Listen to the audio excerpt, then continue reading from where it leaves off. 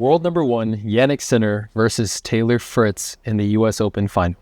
Now, going into this match, my head said Jannik Sinner is going to win, but my heart was really hoping that Taylor Fritz would prove me wrong. But let's see what he does.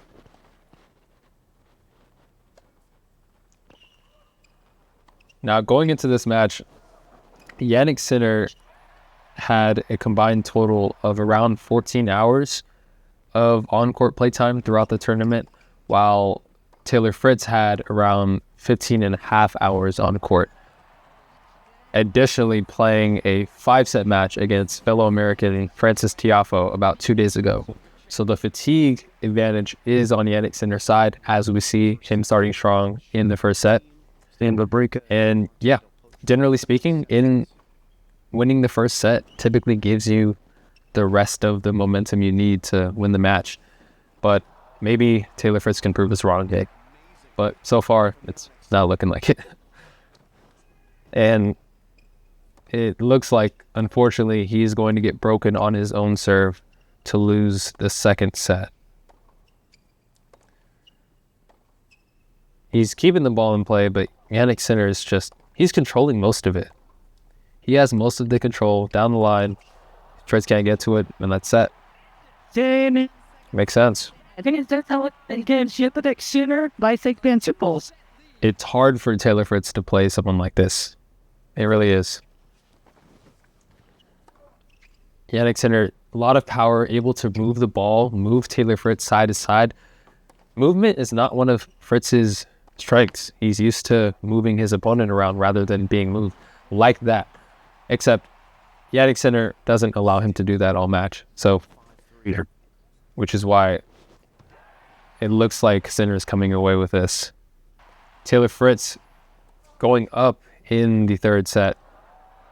And then it looks like Sinner is going to take back the momentum. Again, moving him around. Fritz cannot keep up with that, unfortunately. And here we have championship point. Here, looks like Jannik Sinner, he's just getting the ball back, trying to let Taylor miss. And voila, there it is. So, as we can see, not the match that Americans were looking for. Not that I was looking for. I would have hoped that Fritz would put up at least more of a fight. But nevertheless, I think he worked hard to get there, and he earned it. And hopefully he will be back like Jessica Pegula. And yeah, let's hear some of his thoughts, though, after the match. It was a really tough match for me. I think I had a plan of what I wanted to do going out, but some parts of it I did well, and a lot of parts of it I didn't hit the ball as well as I expected to, and that's something that's big if I wanted to just go back and forth and ball strike with him, because he's such an amazing ball striker, and that's what I'm saying. Sinner, he's on a different level. And second set, first set was really struggling, and third set started to kind of put together a bit more with just hitting the ball, hitting my forehand a little bit better. Put myself in a good position to win the third, but he played a good game when I went to serve it out. But yeah, I mean, that's kind of just how it goes when you're playing a flying man. He's the best player in the world right now.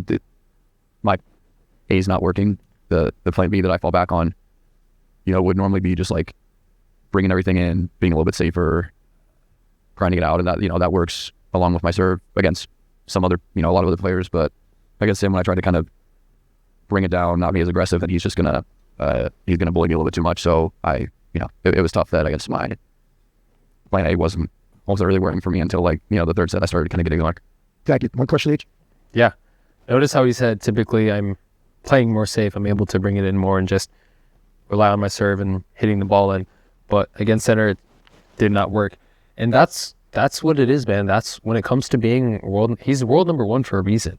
Him, Sinner, Alcaraz, Djokovic, those three, and those are them, and then there's the rest of the league right now at least. Like, they are on a different level, and it shows. That's why whenever they lose, it is very much an upset. And Alcaraz and Djokovic both got upsetted very early into this U.S. Open tournament. And I think that is what Jannik Sinner needed in order to really increase his chances to win this final. And he capitalized on it, and he got it. So I think props to him. If he didn't win, it would be very, very surprising, to say the least. So I am actually happy he was able to capitalize on this.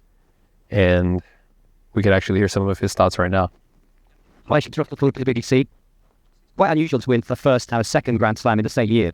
So which of the successes did you like? I believe that... That's a great question. We're going to let him cook. You can't really compare them because it's different circumstances, different times of the year. I believe that in that battle was a kind of relief, because in my mind, it was like, I was worked for it. You never know if you can win one Grand Slam or not. But when you win one, you know that you can't win eventually.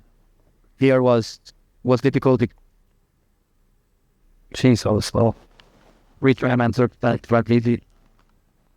I felt like that I've grown, match by match, and that my confidence level went higher at some point. But it was different because I had maybe a bit more pressure this time than in Australia. So I'm happy how I handled this. And I'm excited with that. Interesting. Notice how he said more pressure. I think that's what comes when it comes to being world number one. That's what it takes.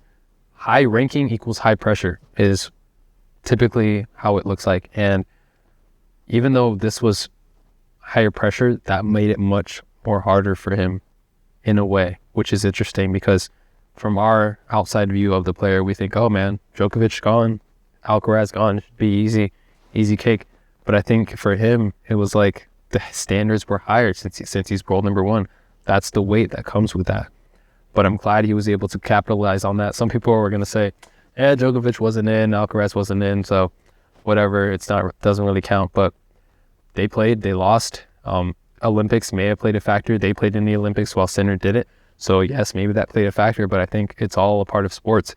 And you're going to have to adjust and make the best of what's in front of you. And I think that is exactly what Jannik Sinner did. Well-deserved trophy, and proud of him for getting this win.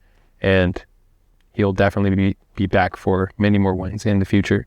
But I am hoping that my guy Novak comes back to get at least one more slam.